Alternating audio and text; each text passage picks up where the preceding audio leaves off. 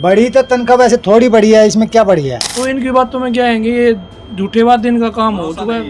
6-6 करोड़ की वैल्यू में रहते हैं और हमारे जैसे को बोलते कि 18,000 रुपये सैलरी, क्या होगा भाई? कुछ भी नहीं होगा। 20,000 में क्या गुजारा होगा? तो सारे कट पिट के बराबर होते हमारे।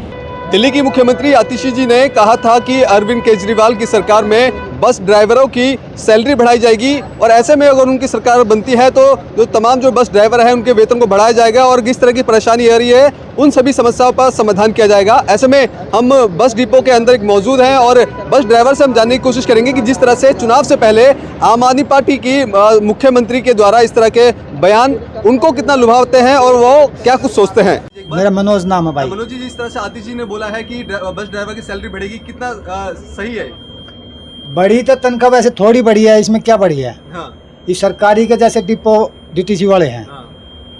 वे भी चक्कर मारते हैं, हम भी मारते हैं। हाँ। हमारी प्राइवेट वे गवर्नमेंट की है भाई, वे भी तो 70-80 हज़ार रुपये तनख्वाह ले रहे हैं, तो हम क्यों हम कम काम कर रहे हैं? हाँ। तो वे तो इसे चक्कर मारते ना मारते, तो हमारी तनख्वाह 30-30 हज़ार रुपये थोड़ी ना, ये क्या फायदा? अच्छा, ये बताइए कि चुनाव नजदीक है विधानसभा का और इस तरह से बयान दिया है तो क्या लग रहा है कि जुमला तो नहीं है या वाकई में सच में बड़ा? भाई देखो, राजनीति का तो हम कह नहीं सकते, ये सब एक पब्लिक को बहकाने के लिए होता है, बाकी एक थाली के चट्टे बट्टे होते हैं ये।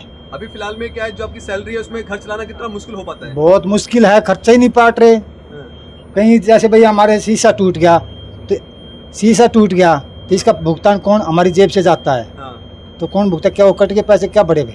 तो क्या आप फायदा चाहते हैं कि बढ़े सैलरी और तनख्वाह बढ़नी चाहिए वैसे तो। देखो और भाई ये भाई और भाई भी हैं, डीटीसी वाले कंडक्टर हैं, इनका खर्चा नहीं हो रहा। क्या करना चाहेंगे भाई?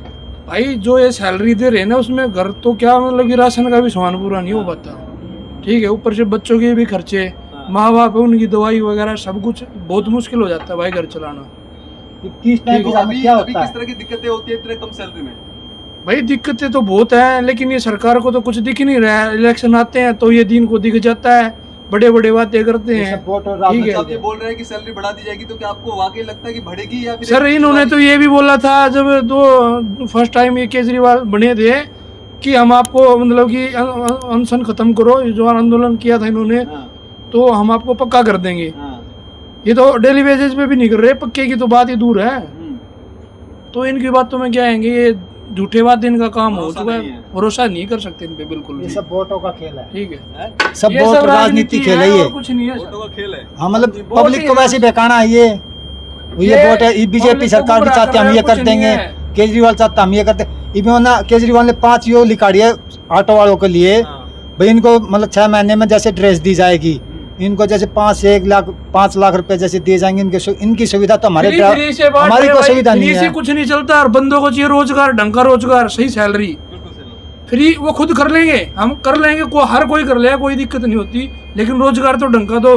18,000 रुपये में घर चलाने की बात कर रहे हैं, 6-6 करोड़ की वैल्यू में रहते हैं और हमारे जैसे को बोलते कि 18,000 रुपये सैलरी, क्या होगा भाई? कुछ भी नहीं होगा। अभी जो सैलरी मिल रही है उससे घर चलाने में किस तरह की दिक्कतें होती हैं? उस तरह तो बतेरी परेशानी बार, इतने तो आमदनी हो जाती, इतने खर्चे हो रहे हैं आजकल, सारी चीजें रेट बढ़ रहे हैं। तो सैलरी बढ़ेगी, कुछ सहूलियत मिलेगी घरों में? देखो भाई, सैलरी बढ़ेगी, सहूलियत अपने आप मिलेगी भी, और क्या। चुनाव से पहले इस तरह से बयानबाजी, क्या लगता है कि एक चुनावी एजेंडा है या वाकई में ड्राइवर्स के बारे में सोचा जा रहा है? देखते हैं भाई, सोच रहे कि भाई चुनाव आगे खड़े करते हैं, सभी करते हैं चुनाव के नजदीक आने पर ऐसे।